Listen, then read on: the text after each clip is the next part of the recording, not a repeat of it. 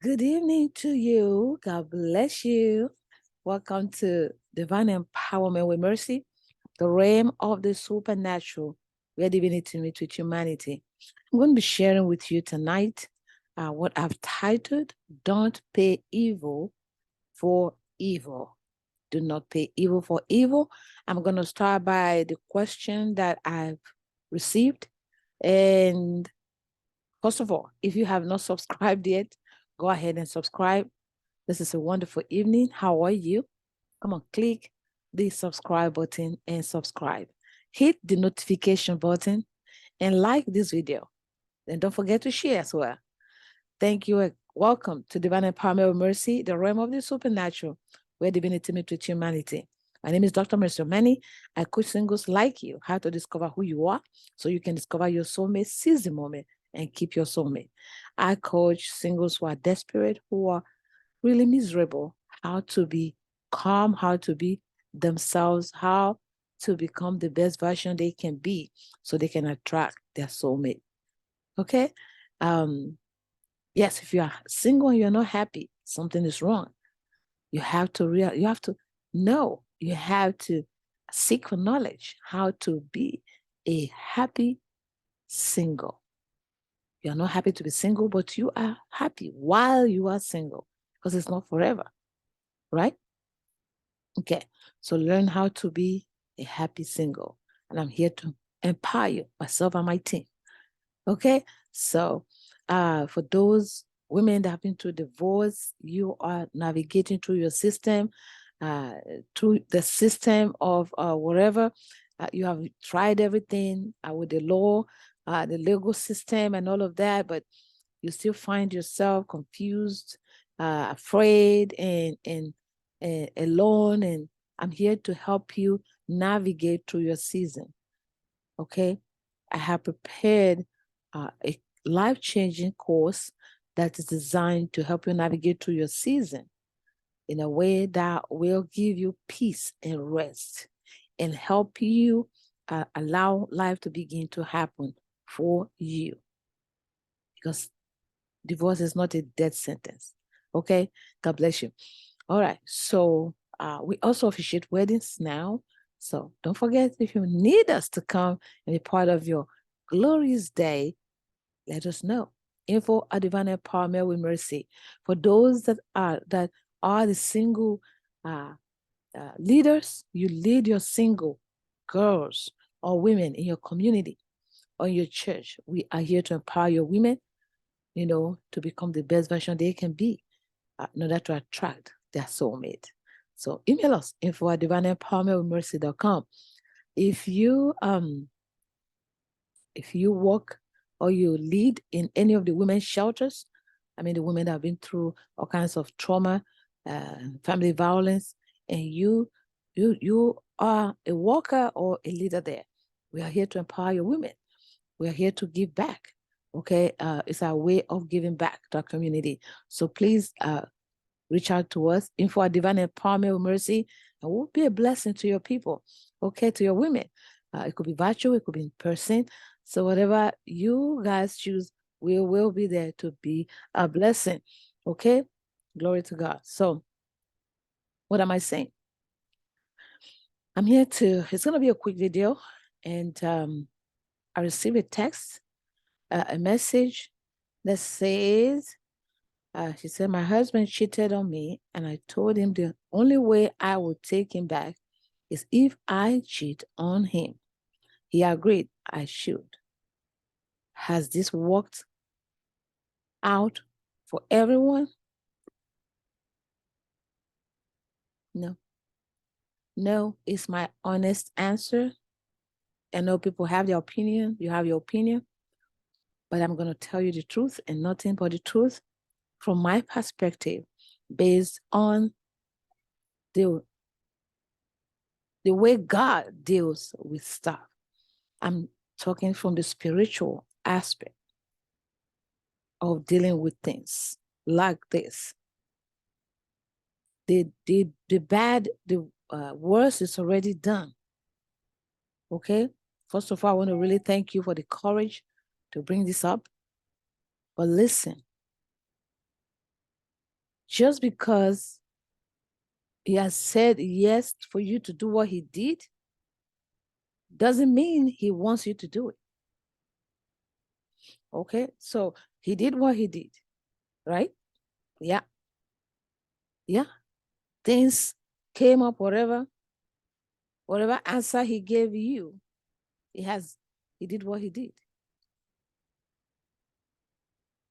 Even though that's gonna be a different video entirely, what will lead a man to, to cheat on a woman. I'm gonna base this short video, on what you should do right now. You don't want to do what he did, because you cannot pay evil for evil and get the desired, lasting, healthy, nurturing, and restoring result.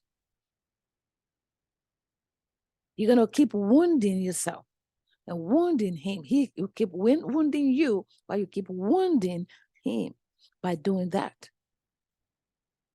My honest coaching advice right now is to have a talk with him. Have a talk with him. Is he a good man? Have you really known him to be a very good man in spite of what has happened? For you to be negotiating that you want to cheat on him to make the wrong right, it means he has probably is a good person in some areas to you, right? So instead of going this route of paying evil for evil, why don't you seek for a better way to do this? And you say, oh, Dr. Mercy, what's that better way that you're talking about? Hey, the better way? Have a talk with him. See why he did, know why he did what he did. See what he tells you. Hear what he has to say about why he did what he did. And if you've seen that he's okay, and you can continue with the relationship, because cheating is one of the reasons why the Bible says you can divorce your wife. If your wife cheats on you, adultery is the only reason you can divorce. It's the only reason the Bible has approval that you can divorce your wife. She cheats on you. But that doesn't mean if you have a way of forgiving and beginning a new slate with the person, that is not possible.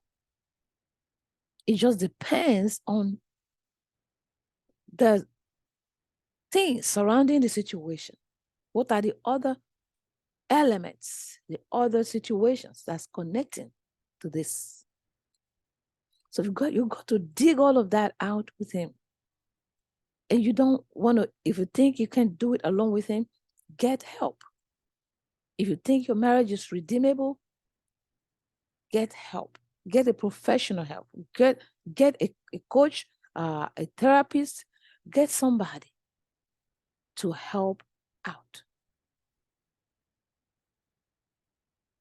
Because you could have a wonderful future together, and the enemy is trying to use this to mess everything up. Seek help. Don't just conclude, seek help. When you seek help, make sure that your heart is open to hear what you have to hear, to do what you have to do. That will include forgiving. That will include not paying evil for evil. That will include giving him another chance. That will include to begin to build trust again, no matter how little, because the man of God preached that when you used to be trusted, and for some reason you do some foolish stuff and you mess up, he said when the trust is being built the second time, instead of the bucket full, the cup full, kind of, um, kind of accumulation of trust. It will be a very tiny drop of trust that's being built, which means it's going to take a longer time now for this person to truly trust you. But the person might start a process to begin to trust you again. So what am I saying? Begin to trust him again. Choose to give him another chance. If you have looked through it all and you see there's a way out, this person is not all bad, you have lived with him, you know him, and you will do everything you can to be on his side, to support him, and do everything that's within your power to help him live right. I know it's not your job to put him up, to put him in the where he's supposed to be. It's not your job to, as a woman, it's not your job to protect your husband from adultery. It is his job to keep his promise. It's his job to be the head that he is. It's his job to lead. It's his job to show exemplary life. It is his job to prove that he can be trusted. It doesn't matter if he has 100 women in a room with him. Maybe by virtue of what he does. That still doesn't excuse him to go out with other women, to cheat on you. He's responsible to every action and every moves that he makes. So you are not in the picture when it comes to that. But I'm saying there are other things you can do. Like right now, it is to see how he can get help. Both of you can get help. So that whatever he says is the reason, that can be dealt with, that can be worked on so that it doesn't happen again. If he chooses to get help, though, because you can't even force him to get help. You can't force him to get help. Until he's ready to get help, you can't help him. Okay? Saying that it's okay for you to go cheat like he did, it's not something that's coming from his heart. Because you want to go from wound to wound. You want to go from wound to wound. He knows deep down in his heart that he doesn't want you with another man, even though he's gone out with another woman. Men are very jealous when it comes to their women. But they don't think that the woman should be jealous when they go with another woman. So, I believe that God will help you and your family. God will empower you to do what you're supposed to do, to stand by him and with him as the Lord has ordained it to be, as the Lord is leading you to do. Like it's totally up to you, the decision that you want to make, but let it be such that's going to bring health emotionally, that's going to bring health to your marriage, bring health to your destiny, bring health to your heart, to your soul, because you want to continue to be that great woman that he is. You don't want to dance the dance that's not going, that doesn't have a future, that doesn't have a reward, a good reward. Of course, it doesn't have a good reward to want to do that. Do you know what will happen if you do it? Do you know what might happen to you emotionally? No, there are so many things that you must think about. So I'll encourage you, don't let what he did get into your heart.